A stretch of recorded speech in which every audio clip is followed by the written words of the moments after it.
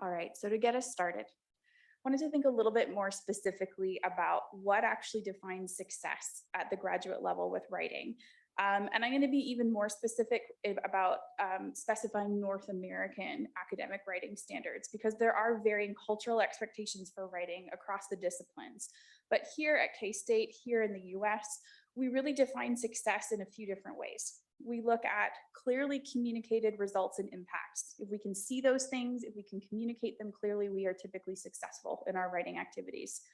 We also aim for an efficient and reader-friendly style that it is crafted for the person who is going to read the document and not meant necessarily to focus all the attention on the writer's skill sets and abilities.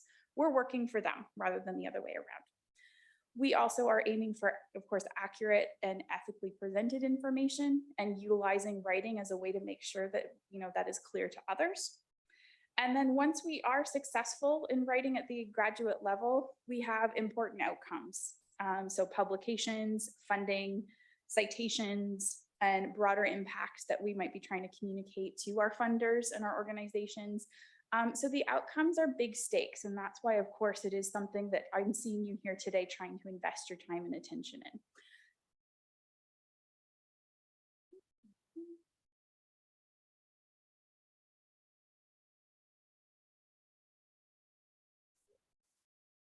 There we go. I've put a couple of my favorite quotations that you can take a closer look at later, but just as a reminder and a framework to get you started, that writing is something we kind of compartmentalize in around other aspects of our graduate work sometimes, or we often think that in order to be successful at writing, we have to have everything else figured out, or we have to have our ideas fully fleshed out. And what I want to really emphasize today is that the writing process itself can be the process where you generate ideas. That is, writing can be generative. It can also be iterative, as in you have to go through multiple cycles of it in order to really figure out your ideas. Universally, it's a big struggle. Whether you enjoy it or not, whether you feel you're good at it or not, it's going to be a struggle. And that's okay. I think, as provided that you have good coping mechanisms and resources to get you through it. I've highlighted the second quotation down here, which I'll read for you because, again, it's one of my favorites. Often the process of structuring your thoughts to communicate them allows you to test and refine those thoughts. As you focus on writing clearly, you force yourself to think more clearly. And so I would like you to see writing as part of the process that exists alongside your field work, your data collection, any other parts of the research process, and to see them as coexisting as a way for you to figure out how you are going to tell people about the ideas that you are coming up with. And even if you don't have everything figured out in the beginning, it often kind of manifests itself throughout the process. So what I'm going to suggest today is that you kind of tackle your writing skills from 3 different angles. We're going to look at and talk about ways that you can hone and enhance your reading skills, how you can actually get better at writing, like actually writing and getting things down on the page. And then we'll talk about some of the key priorities for revising. So it's a lot of ground to cover. And like I say, we'll just kind of scratch the surface and focus on priorities, but you'll hopefully be able to take these principles and go even further as you continue. So we'll talk a little bit about reading first. This is, according to our writing research, really one of the best ways that people get better at writing. And so it's nice that it doesn't involve your own personal innate set of writing skills. Rather, it just involves you immersing yourself in the writing that other people are doing in your field as well as outside your field. But getting comfortable with reading academic writing, research writing, and also paying explicit attention to the way that they put together and present their ideas. And so I encourage graduate students who come to see us in the Writing Center to set up a regular reading schedule where they read various papers from their field, but maybe even branch out to other aspects of their discipline or to something new entirely. And the goal with that reading is to sometimes include active looking for the writing strategies and not just trying to kind of process their ideas or the content that they're presenting. And what I have here are some questions that can kind of guide that process so that you can explicitly pay attention to the work that they're doing. So you're asking questions like where that main research idea first appears, where that really important kind of thesis or elevator pitch for their research impacts is presented. And you'll probably start to see some patterns about how early it tends to show up, where we try and kind of place it so that readers are guaranteed to see it, things like that. But you're also looking for all the things that happen in around it, how a paper is organized, how the first sentence of every section or paragraph begins. You also want to start looking at word choices right inside the sentences. So if they're using active voice, passive voice, concepts I'll talk about in a little bit, how they're trying to move you from one idea to the next. Making notes and thinking kind of actively about what's happening as you're reading a paper, when their writing is successful, and maybe when you feel like things are confusing, is a really important step in kind of immersing yourself in skills you can then apply yourself. So our Dropbox folder for today has one of my favorite reading samples for you. We probably won't get to it today during the session, but I thought I'd pass it along because I think it's a really great example of strong writing that utilizes a lot of the skill sets that I'm going to talk about. So that's there for you for your first reading session. Then we got to talk about the hard stuff, actually writing. And this isn't a conversation yet about improving particular techniques. It's really all about taking a look at your writing habits and seeing if there are ways that you can maximize the process and make it go more smoothly for you. So there's a lot of things that go into the concept of getting better. You want to be removing barriers that are preventing you from writing on a regular basis. Maybe you're helping you to talk yourself down from those feelings of just not wanting to get that writing done. And any barriers that are preventing you from writing frequently. So getting past that kind of thought process where we're putting it off. It also involves cultivating good habits. So looking at your writing environment, or in our field, we call it writing hygiene, how we are setting ourselves up with a practice that is going to keep us moving efficiently through the writing process. This also involves getting comfortable with bad writing, what you feel is not ready yet, and rewriting over and over again. For some writers, that is easy because they tend to write in that mechanism already. They kind of write things down multiple times and it kind of gets better and better as it goes. For other writers, including myself, this can be really challenging. That is, I personally struggle with writing a draft of a paper that doesn't look and feel near perfect to me just yet. I feel like I have to really have a good sentence and I'm not comfortable just putting whatever down on the page. So I have to kind of actively push through that barrier so that I can just get thoughts down. So you might be in one of those two camps or somewhere in between. The ultimate goal here, though, is that you're not going to wait to write anymore. You're just going to start writing and see what happens. We'll talk a little bit about what that means. I'd like you to take some time to think about what it is to have a writing practice and why you might need one or need to improve the one that already exists. So I have some questions I'd like you to consider. And then just so that we can get to know each other in the room, I'd like you to talk through some of the responses you're coming up with. So what I'd like you to consider are aspects of your current writing practice, what might be working well, what might be improved. So for example, what do you do first when you are ready to begin writing? What does that early stage tend to look like for you?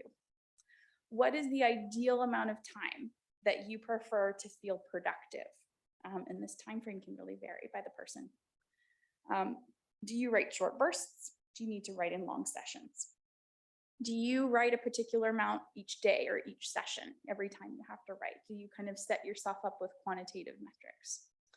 Do you need quiet, distraction-free space to write in? That's a challenge for most people, including myself, but it's something that I need. Do you write at a certain time of day, or do you feel most productive at a certain time of day?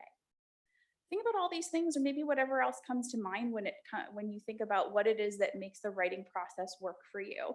I'll give you some time to jot some ideas down, but then when you're ready, I'd like you just to kind of introduce yourself to somebody around you and talk through what you've come up with. I'll give you a few minutes for that.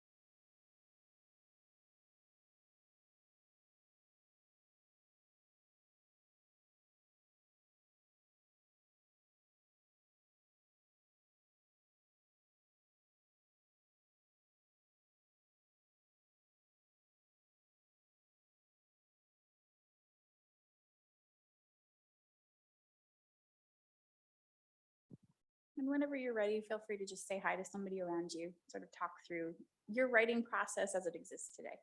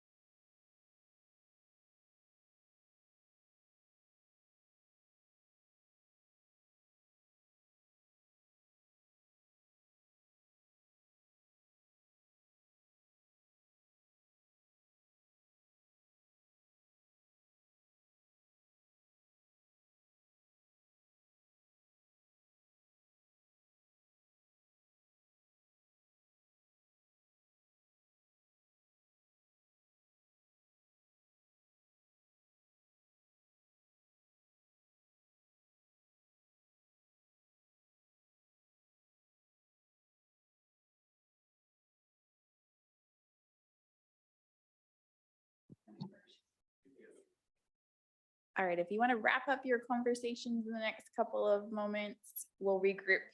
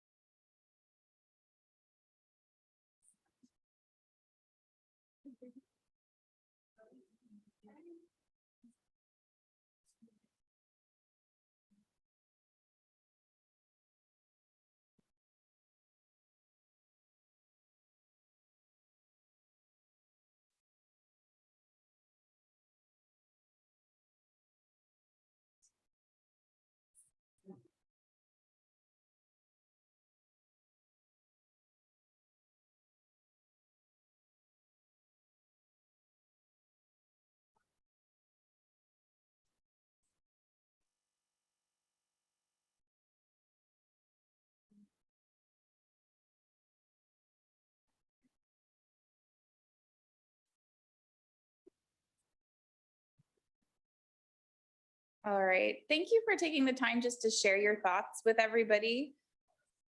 I'm hoping that you're hearing already, and I certainly heard just kind of eavesdropping, that everybody's process is highly varied. And so it's hard for me to stand up here sometimes and prescribe a certain way to go about the writing process, because it really is idiosyncratic to your kind of thought process, your learning style, your daily habits. There are statistically proven ways where you can get better at writing, and I will share some of those with you. But a lot of it does have to do with just being more aware of how you work best and how you can make tweaks to the environment, the setup, the schedule of your writing, and to see improvements. I've noticed I teach some undergraduate engineering students a writing class, and we meet Monday, Wednesday, Friday at 8:30 in the morning. And Friday sessions have typically been writing sessions, as in they just bring their stuff and they work, and I put on background music and just give them that space to work on their stuff. But I also started asking them at the beginning of the semester questions kind of like this. And I started to notice some similar patterns.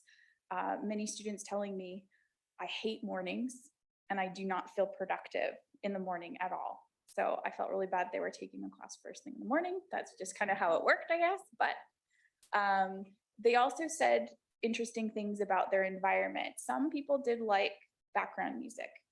Others frequently said, I cannot work with a whole lot of people around me, or I need absolute silence, or I really need kind of a very specific setup. And so what I realized is that I was, intentionally trying to be helpful by having these scheduled activities on Fridays where they could just come and write. But many of them were not feeling productive because the setup just wasn't working for them. So that's allowed me to adjust what those Friday work periods look like. And so now the students come if they can work in that classroom space. The others will check in with me from various places all over campus or at home. I get little check-in notes at all hours of the day whenever those students feel productive. But I'm noticing an output change, and I'm noticing a quality change too. So sometimes that's all it takes, is just a reflection on what's going to work best for you.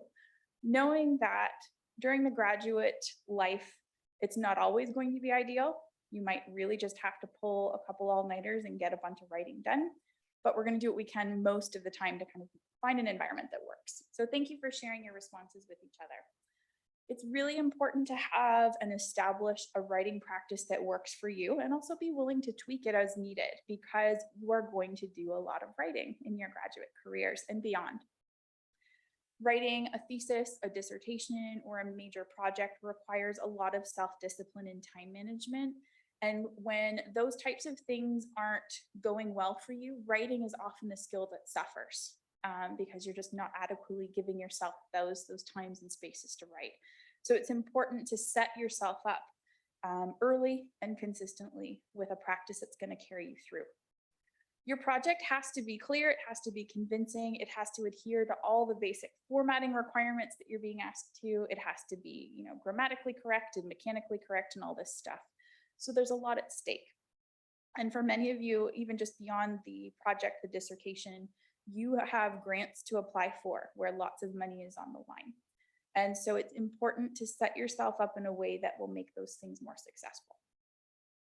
So I'm sharing with you on this slide, and I'll share it within a few others, one of my favorite books. It's called How to Write a Lot.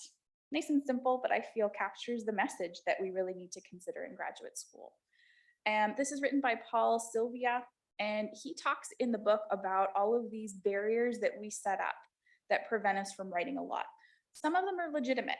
Life is hard. We have a lot of other things going on, and we're trying to strike the right balance in our work and private lives. But we also put up barriers that might actually be unnecessary or might be preventing us from being productive.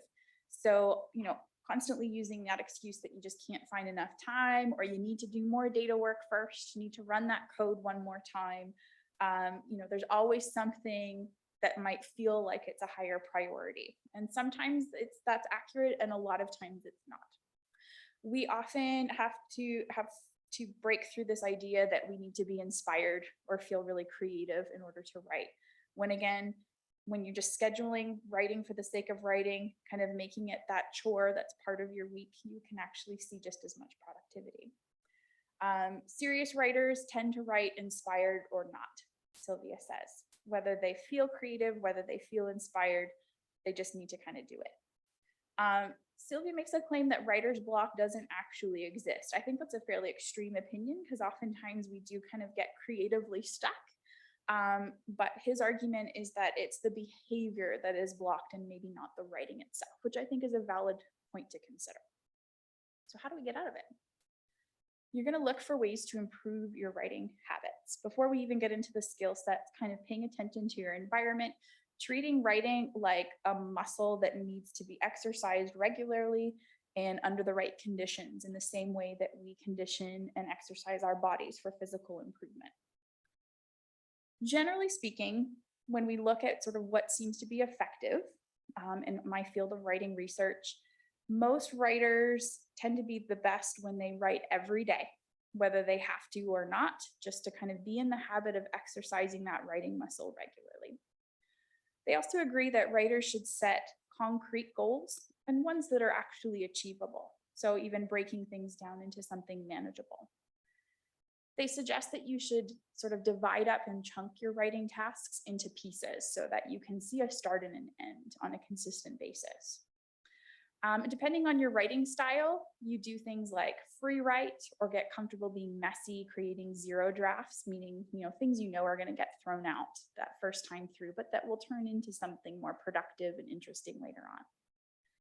They also agree that you should write even when you don't have to show anything to your advisor or to your colleagues or to a publication, that writing without an immediate audience is still valuable and helpful. It's important to see results, and so monitoring your progress in some way tends to work really well. Giving yourself priorities or positive or negative reinforcement, whatever you feel works best for you, can play into that as well. Most importantly, most writing experts agree that you need to schedule writing time. It needs to be something you see in your calendar, in your week, and that is really one of the most proven ways that we see consistency and improvement and quality change over time. That's really how it gets better and how you actually can write more and more consistently. So with that in mind, when you actually have something to write, what are you going to do? So the third component of the process I'm suggesting today is actually paying close attention to how you revise and how you can do it better. Everybody has things they need to improve on and fix, and revision isn't necessarily a process by which we're just constantly thinking about errors. It is the place in our writing where we are looking at how it's working and trying to make it better. When you revise as a writer in graduate school, you're going to be doing this over time. You're going to be slowly gathering information about your writing strengths so that you can continue doing those things, as well as thinking about where your weaknesses are and how you can improve on them. It's important that revising involves input from others as well, because your reader, potential reader or not, needs to kind of give you information on what they're seeing. And so revising is not something you can do on your own all the time. It has to involve other people for feedback. Another one of my favorite books from Joseph Williams is called Style, 10 Lessons in Clarity and Grace. And what he describes is in this quotation that I'll read for you. A warning. If you think about these principles of good writing as you draft, you may never draft anything. Most experienced writers get something down on paper or up on the screen as fast as they can just to have something to revise. Then, as they rewrite an earlier draft into something clearer, they more clearly understand their ideas. And so it goes until they run out of energy, interest, or time. I think this is an important way to frame the discussion of revision as well. That I'm going to show you some of the key priorities to focus on in your writing revision, but I don't want you to feel like these things have to be mastered before you start writing and drafting, nor that you have to have these right the first time you try it. That these are issues and elements of your writing that are going to take some time. So with that in mind, I'm going to show you a few things. Here are what we find are the best strategies for writing improvement. So it's not going to cover everything, but it's going to focus on what we hear from NSF reviewers, like panel reviewers, other funding organizations tell us what they look for. This is what faculty tells us makes for a good dissertation. This is what just the research field in general says makes for successful writing at the graduate level. So strong professional and research writing is crafted around audience, something I already kind of hinted at earlier on. But it's important to remember this when you're actually putting together a document. Your readers are not reading for fun. This is not the paper they're sitting down with a glass of wine with at the end of the day to kind of unwind and relax. This is something that they are reading for a purpose because they are connected to the topic and what you have to say in particular ways, and they might have to act on it in a certain way as well. With that in mind, you also need to remember that audiences will not read every single word of what you put down on paper. They won't read the whole report that you write. They won't read the whole journal article. They will, strategically look for the bits and pieces that matter to them or will convey the information they're looking for. So because of that, because we have readers that are not going to see every word we write, we have to be clear and direct in as many efficient places as possible about our meaning and about our important ideas. So with our audience in mind, you want to be direct and clear about the important things. Seems like an obvious sort of principle to go by, but it's amazing how at the graduate level, we can hide a lot of important information inside other paragraphs and sentences. That's partly because as researchers, you know your work really well and you have a lot of things to talk about. And sometimes you need to take a step back and really think about the key things that matter most, the big priorities of ideas. And when you have those things in mind, you're looking for opportunities in your papers to place them in the spots where readers are going to see them. So readers need to be able to find a place in your article where they say, there is the key idea. And so you want it to be something that is locatable and in specific sentences. You want this information to also be locatable early. That is, you don't want to save any important things for the end of the paper, or later on in the middle. That the key findings, results, and impacts are presented usually in the abstract, the introduction, or those early spaces of a document. And so in order to kind of make sure those things are located, you need to kind of think about what those things are. It can't be everything in the paper. It has to be something very specific. And with that in mind, you can make sure they get the right placement. You can also, kind of keeping this principle in mind, think about the word choices that signal to readers that you're about to say something really important. So getting good at kind of deploying those types of signal phrases is a really great way at making sure your readers are more likely to see something. And I'm sure this is something you can kind of experience as a reader as well. When you see words like key, crucial, important, you're knowing that you need to pay attention to something, that there's something that is, you should probably make sure you know.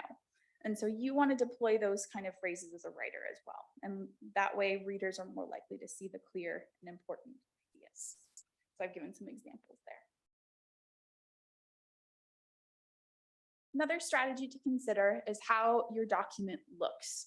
And this isn't just sort of the really nitty-gritty details of like font size and formatting in that way, but thinking about how you craft paragraphs, sections, in a way that visually kind of separates information for readers to see more easily and to skim. This is paying close attention to how readers actually read documents and how you are probably reading documents as well. We tend to look first at headings to kind of glean information and meaning. Then we look at the beginning of each section or paragraph. We don't necessarily read all the way through or to the end. And so whatever's in the middle of a paragraph or section or at the end of a paragraph or section is a placement where you might not necessarily want to have all the most important information. But it tells us a few things. Your headings, which are sometimes viewed as fairly standard. In journal articles, we have like that intro, methods, results, discussion. When you have opportunities to make those headings more specific to your content, you're capitalizing on prime real estate, that kind of key placement for readers to learn more about your topic, because that is where they are looking.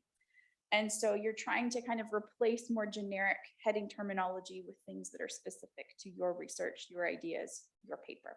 If you can do that, it tends to work really well. Beyond just the headings though, you want to pay close attention for the topic sentence, which is the beginning sentence of every paragraph or section. This is where readers look to find meaning. They want to try and figure out what this paragraph is about and how it connects to them, what they need to do with it. And so that kind of important information needs to be contained in that first sentence, that topic sentence. The other thing to keep in mind in that location is that as you're moving from paragraph to paragraph or section to section, you have to also make sure that you are demonstrating the connection between all the things you're discussing. And so the first sentence of each new paragraph or new section should also include a transition.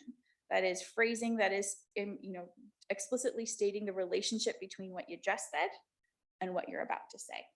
So that first sentence has to do a lot, but it does pay off if you are making sure that that main kind of controlling idea of the topic is contained in that paragraph at the beginning of that paragraph. And if you're making sure that this is the place where you connect ideas, things that you just said, the things that you're about to say. The example document, the STEM article that I've linked for you in the Dropbox folder, does a really good job with visual design. They crafted headings and made use of things like bulleted style, bolding, italics, really effectively so that you could see a pattern for organization and kind of orient yourself to the ideas more quickly.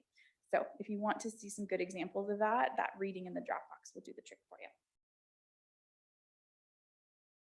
At the sentence level, things get really complicated. Again, everybody has their own kind of struggles. At the sentence level, things that, again, are kind of idiosyncratic to their own writing style.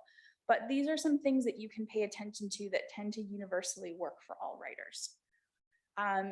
The particular kind of most controversial topic in my discussion today is here, whether you use active voice or passive voice. How many of you are coming from disciplines in social sciences? Any hands? How many are coming from, I'm going to be broad here, like the hard sciences or engineering, architecture? How many are in humanities? Okay. So you're my audience because you're going to hear a lot of different arguments about what you're supposed to do with this. Active voice and passive voice are ways that we present the action inside the sentence. There are some examples here. And in academia, we are constantly arguing over which one is better. Traditionally, passive voice has been used fairly consistently, particularly in the sciences. And it is something that here on K-State's campus, you will hear probably advice to follow passive voice and to utilize it. We're at kind of a conflict because more research is suggesting that in terms of reading experience, active voice is more easily understood, uses fewer words if you have to be mindful of a word count, and is also just generally easier to process and read.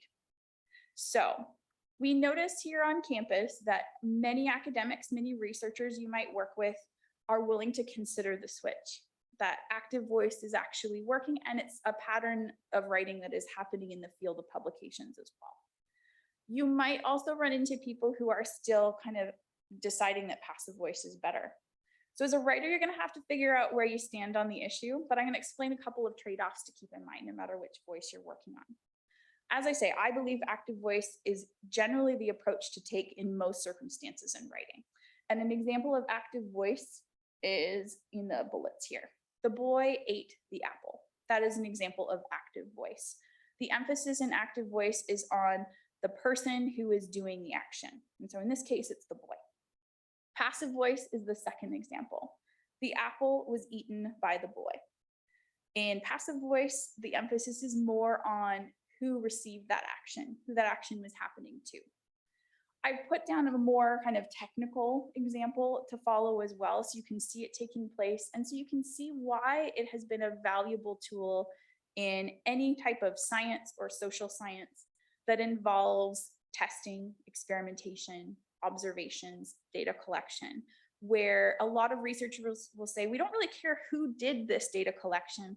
We're more interested in seeing who was impacted by it or what happened to those subjects when they were tested or observed. And so that's what this example tries to show.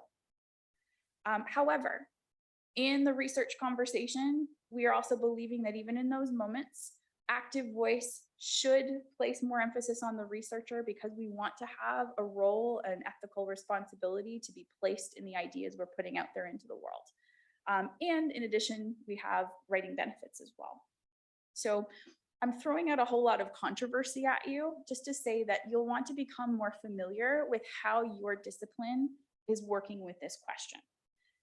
What I tend to recommend is that you kind of see what the general norm and trend is, but also to maybe, as long as it seems like it fits with your field, to plan to switch to generally more use of active voice. Use passive for specific purposes. That is, you're making a conscious choice to use passive voice because it makes more sense in that situation. But every other time, you're looking for opportunities to make active voice more consistent and more of a normal part of your writing. Even just as a practice, as you're drafting, active voice forces you to be more concise and to simplify the way you're saying things. So it's worth a try, I think, even in the early drafting stages. But I always want to add that kind of disclaimer that you're going to hear varying opinions here on campus and in your field. And so it's important just to kind of be aware of what those expectations are. Okay, this one isn't as controversial. This one works well. Another thing to think about in your sentences is verb placement. And just this little strategic revision alone can have a lot of impact on clarity and how the way you write about your ideas. We recommend that you try and place your verbs early in your sentences and to try and keep the verb closely located near the subject of the sentence. So verb being the action, subject being the person who is doing the action. And I've got a couple examples just to show you what happens when we're not keeping this principle in mind. So the first bullet here at the bottom is a delayed verb. So we have borehole logs summarizing the geotechnical field investigation, including soil classification, groundwater observations, and moisture content determination can be found in Appendix D, borehole logs. So blue is signaling the verb. You'll notice that it is all the way kind of close to the end of the sentence after we have been reading a list of stuff. And we don't know what to do with the stuff until we get to the verb. The verb says, oh, okay, I can find these things in Appendix D. But you have to get through a whole lot. And from a reading perspective, you might have to reread the sentence in order to put all those pieces together. However, let's revise to the second example. Borehole logs in Appendix D summarize the geotechnical field investigation, including soil classification, groundwater observations, and moisture content determination. So just by moving the verb and adjusting accordingly, but moving that verb closer to the beginning of the sentence, we have that thing that helps us decode what the rest is all about. This happens a lot in academic writing because we often are presenting a lot of technical content, jargon, kind of terminology, things in lists, concepts in lists.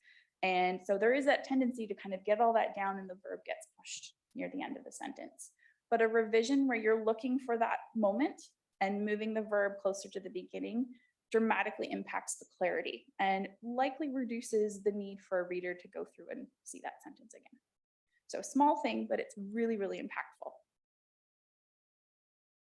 Okay. A little bit related to revision, but also just thinking about how your sentences are coming together at that paragraph and sentence level. I also wanted to introduce another good book that you want to have available to you. It's called They Say, I Say. This is a book that focuses on how academic writing is talking about research, because this is kind of the key thing you have to consider as researchers yourselves, how to enter into the conversation that is being had about a particular topic in your field, and being able to kind of balance these goals of talking about what other people have already said in the research and the literature and bringing in your own voice into the discussion.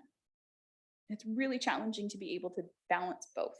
And so this book provides some really good writing techniques to help you figure out how you map these two concepts out. As a writer, you really need to be able to clearly articulate how you're contributing to your field or how you're moving forward the scholarly conversation. So this really gives some good suggestions for that. Show you what they provide. This is the book we recommend more than anything else in the Writing Center. We recommend it to every writer because it uses really clear language. It has really great kind of accessible examples that you can follow. It even has templates so that you can try mapping particular strategies out and seeing how they look in your own writing. It gives strategies for summarizing other people's viewpoints, which is a core concept related to literature review and kind of handling citation discussion in a paper, and writing to specific disciplines, as well as responding to any objections about how your kind of attempt to bring yourself into the conversation might look in the field. And so it's a good tool and you can implement it pretty easily into your own projects. What they suggest is to really think very, very simply that when you talk about research, there are two things going on. You are talking about what they say, and you're talking about what I say or what you say. And so the they say part is the part where you are demonstrating awareness of other conversations and scholarly articles about your topic. So this is literature review, classic literature review. Depending on your discipline, it happens on its own, or in graduate work, a literature review is often a standalone component of your project, or it happens in an article as you're establishing why your ideas fit into the field. Then we have what I say. That is your own unique contribution to the conversation, the ideas that you're bringing forward as a way to kind of offer something different that hasn't been discussed in the research before. And this book breaks this concept down, because this is kind of the tricky part, into how we actually present it in a piece of academic work. So there's three ways. You enter into the conversation by saying, I agree. I agree with what other researchers, scholars have said. I'm confirming what they have said. I agree with a difference, as in I'm thinking about it in a slightly different way or in a new application. Or I disagree, and I am offering a different perspective that is, opposing what has been presented before. So these are three ways to kind of map out what your role is in that conversation that's already been presented. So here's kind of how they kind of suggest figuring this out. It's very simply breaking down with kind of very accessible templates what your ideas are doing in relation to the ideas of others. So you would say phrases like, he argues that X and I agree because Y. And I would fill in those details. Or her argument that X is supported by my new research showing that. And here's this new application that I will present to you. By focusing on this, the author overlooks the deeper problem of this. So it's very simple, and kind of it's often a lot more complicated when you get to later stage drafts of a document. But this kind of understanding of what it is you're trying to do with the research you're working from can help kind of get the writing process started, to help you figure out how you're situating yourself in the ideas of other people and what new things you have to contribute. And so the book has way more kind of more detailed examples you can take a look at as well. The other thing that you'll find suggested in there, but also you can kind of see emphasized here, is that you want to become more precise and selective in the type of language you use to describe the work of other people. So the verbs that we use when we're talking about what somebody else is saying or arguing or contributing to or confirming really puts emphasis on how we are treating that other piece of research. The more precise that piece of language is, that verb typically, the more we are being clear about the relationship we have with that document, that other piece of literature, that other article. That takes practice over time, but there's some kind of suggestions here that you can follow that are helping you to be a bit more accurate with how you're talking about the document, instead of just repeating more simplified phrases of X says this, she says this, that kind of thing. So you're being more artful, more clear about how you are interacting with those sources. Okay. The last thing, and this is really all I'm going to say, because this is also the other kind of long-term strategy, but grammar, the actual mechanics of grammar and punctuation is something that is going to take a lot of practice, and realistically, an editor in your graduate level work, or somebody who is willing to go through the document with you and make those types of nitty-gritty red pen type changes. Everybody has something in this area they need to focus on. We don't usually reach perfection in this category, but there are ways that you can kind of get better at spotting mistakes before your supervisor sees them or your panel sees them or somebody else does. So a couple of things we suggest in the Writing Center is reading out loud. You can hear things often a little bit more easily than you can see them on a screen. Ask for feedback regularly, frequently, and at every stage of the process. Learn from other people who will tell you what they're noticing and what patterns they see. And I included a link in the Dropbox folder to the most common grammar mistakes so that you can regularly sort of brush up on those things and make sure that the expectations, those rules are still sort of fresh in your mind or somewhere in there so that you can recall them as needed. But here it really is all about just kind of trying to get better at spotting those mistakes early rather than later. But you will likely at some point in your career need an editor, and that's okay. That's pretty common of even the best writers on campus and in academia. If you are interested in something like that, the Writing Center has names that we frequently send our writers to, so you can hire people for that. We don't do the actual line editing, but we can send you to people that do. Okay, so I'll leave you with this discussion with some of my favorite books in addition to the ones I talked about today. So you can look them up. I think most of them are in the library. You can download them. You can look them up online. So you'll have them to access later. But these, it's hard to kind of whittle them down, but if I have to kind of prescribe some, these are my favorites. All right. So to get you started with getting better, kind of implementing all these strategies, you have a few resources available to you. First of all, us at the Writing Center, we are happy to help. And if you haven't utilized a Writing Center before, either at an undergraduate campus or here on a graduate campus, we're here for you. So our Writing Center is set up so that you can bring ideas or drafts or kind of closer to finalized papers for feedback. And with graduates, we typically schedule 1-hour sessions where you will sit down with a consultant, you will read through your work with them, and they will provide you with feedback. So we don't do the line editing part, but we can give you that often more useful during that writing stage kind of advice about some priorities to focus on, and also give you that readerly perspective about how your writing is looking at to somebody who isn't as familiar with it. We offer virtual appointments as well as in-person appointments. So depending on your schedule or your preference, there's a few different things that you can do. So the website is there for you to schedule appointments whenever you'd like to see us. But the one thing I'm going to kind of leave you with today is a suggestion to consider starting or joining a writing group while you're here on campus. That one of the best ways to implement all the strategies I've been talking about today is just to find a community that can hold you accountable, that can also provide you with advice and fellowship and just sort of keep you company, because writing can often be a very lonely component of the graduate process. And so the more you can find people that will lift you up and kind of keep you going through that process, the better it tends to be. We find that graduate students tell us that this is one of the best things they did in their graduate careers, is kind of set up a place where they could write with other people. So we recommend them, and we suggest that the ways to go about finding them are kind of, they can be organically created, or you can actually seek people out here on campus, but you try and find people who have similar writing practices as you. It's more important to kind of find people who write effectively at the same times of day or in the same type of session than it is to find people in your discipline. But that's often where people start, is in their department. But feel free to kind of reach out and beyond. Try and set ground rules and establish expectations early and stick to them. So again, it's easier to hold yourselves accountable.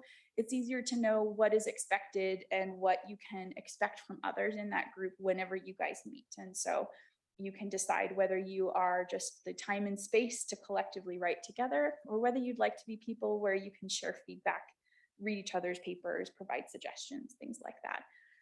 But the more established those expectations are early on, the better it tends to go. So this is one of the pieces of advice I would encourage you to take away from, and I'm going to tell you how I'm going to help you with that in just a minute. Just to conclude, a reminder that there's sort of the three main components we've discussed today, and all of them work together and are necessary to see improvements to the quality of your writing. The more you are available to kind of pay close attention to your writing skills, and the more you're actively trying to read and look for opportunities to get better, the more we tend to see increases in quality and output and all those fun things. It takes time, and it's a slog, and it's a process, but it does work. It does get better, and you can find yourselves maybe enjoying writing a little bit more or hating writing a little bit less. And so please let us know throughout your graduate careers how we can help you with that too. So thank you for your time and attention. just to go back to my notion of a writing group, I'm going to make a little plug for what we have coming up in the grad school.